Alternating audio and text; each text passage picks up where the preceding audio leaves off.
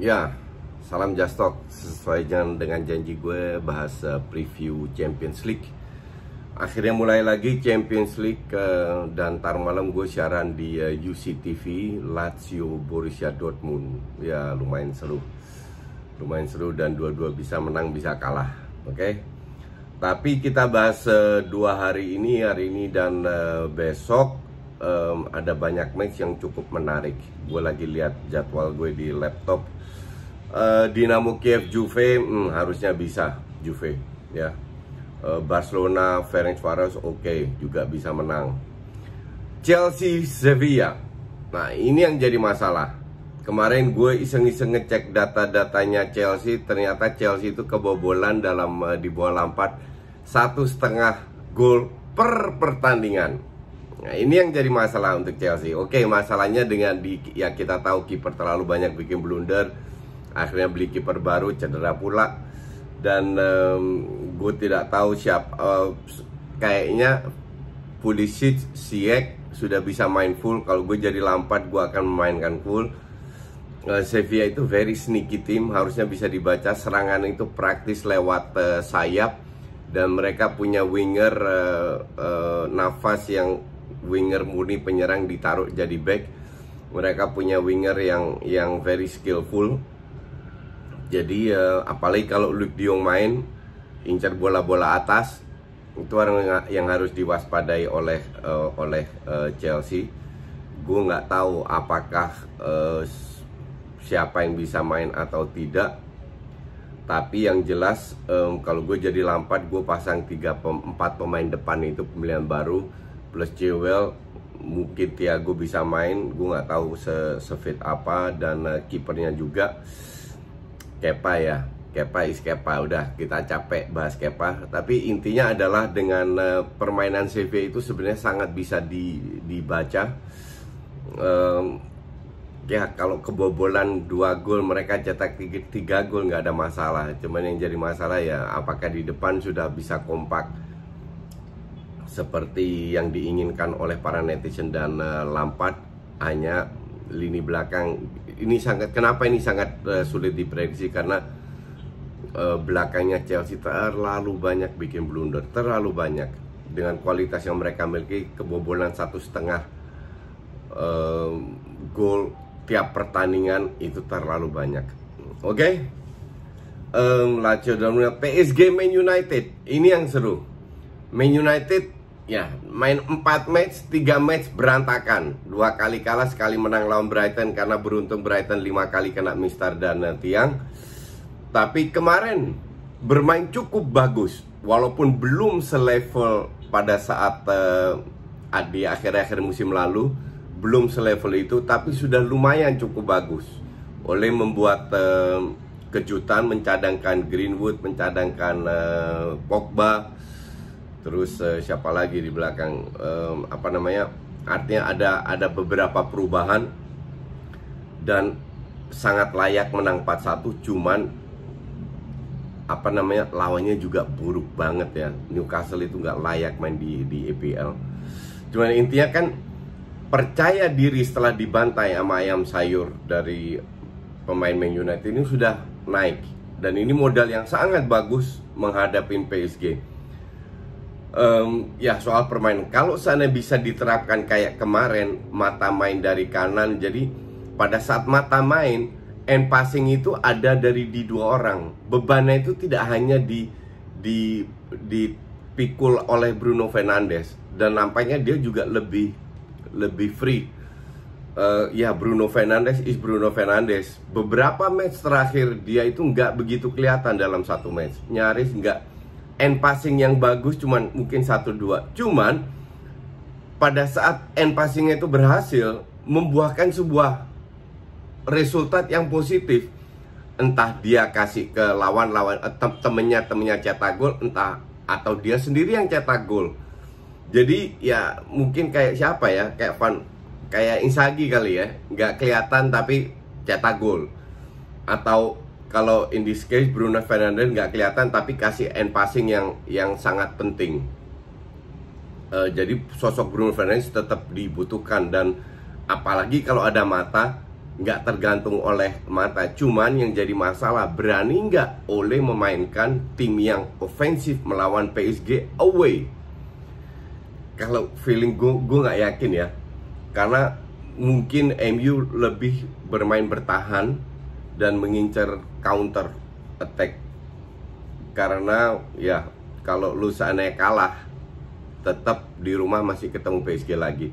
Hanya Ole juga harus tahu, PSG ini lagi banyak yang cedera. Terakhir mereka menang 4-1 kalau nggak salah, atau 5-1. Itu karena pada saat 0-0 lawannya kena kartu merah. Jadi lawan 10 orang baru mereka on fire. Banyak sekali, setengahnya itu pemain cadangan yang dimainkan. Gue tidak tahu siapa yang sekarang fit. Karena pemain kayak Marquinhos, Neymar itu penting sekali buat PSG. Kalau PSG at least full team, nah itu berat buat MU, jujur aja. Karena terlalu banyak pemain yang skillnya di atas rata-rata, di atas pemain MU.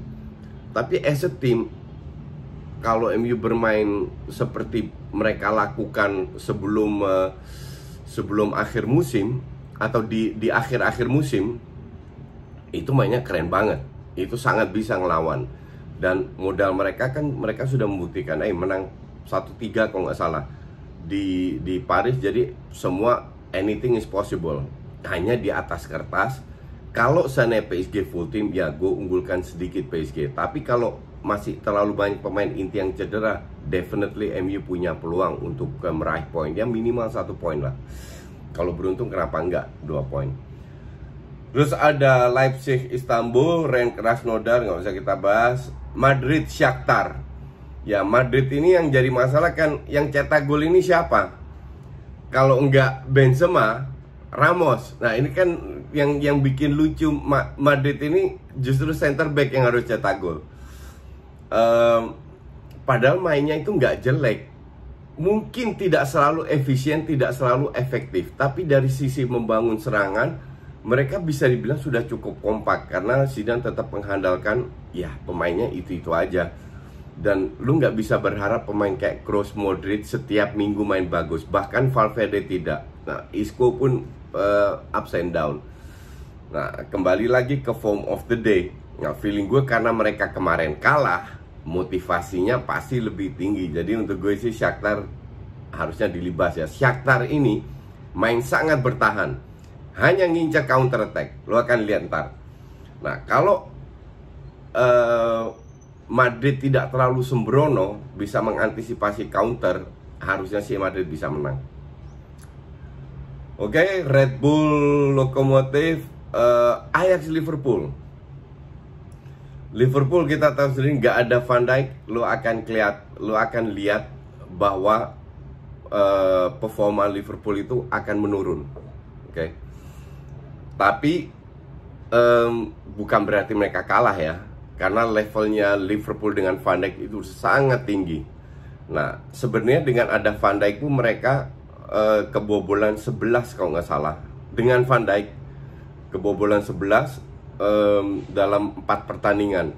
Dan kemarin ditambah 2 jadi total 13, termasuk ke lawan Everton setelah Van Dijk nggak ada.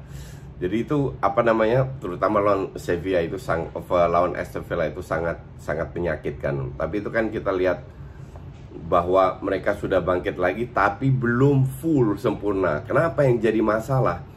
Lu boleh punya Adrian yang bikin blunder, lu boleh punya trio duet lawak center back di belakang yang sering bikin kesalahan. Tapi kalau depan cetak banyak gol kan nggak ada masalah. Nah yang jadi masalah, depan ini nggak terlalu banyak cetak gol.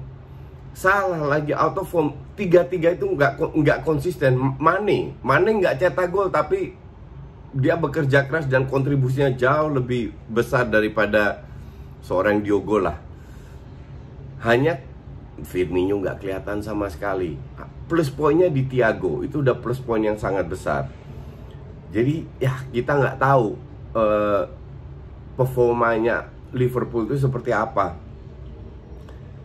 Ajax sekarang lagi bagus-bagusnya karena dapat 2 pemain muda, Anthony di kanan sama Kudus di tengah yang lagi bagus-bagusnya. Dan Davy Klaassen sudah balik lagi menggantikan Van de Beek. yang sangat cocok dengan sistem Ajax. Maka dari itu Ajax bukan berarti Liverpool juara Champions League tahun lalu, 2 tahun lalu terus Ajax langsung dilibas. Nggak gitu juga caranya. Feeling gue sih Ajax definitely punya peluang. Hanya Liverpool is Liverpool. Kalau Salah lagi on fire, ya selesai juga ini. Kalau 3 pemain itu on fire, selesai Ajax. Ini jadi makanya ini pertandingan yang sangat seru untuk ditonton. Munchen Atletico Madrid, ya kalau gue bilang sih Munchen memang lagi agak menurun, tapi harusnya mereka bisa mengatasi Atletico Madrid ya. Harusnya kalau menurut gue nggak begitu impress dengan Atletico Madrid. Kayak cuman ya mereka sering kali bikin kejutan, itu yang tanya Liverpool lah.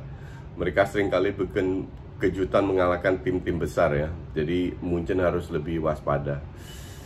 Ya kita lihat, tapi sih harusnya Munchen bisa menang.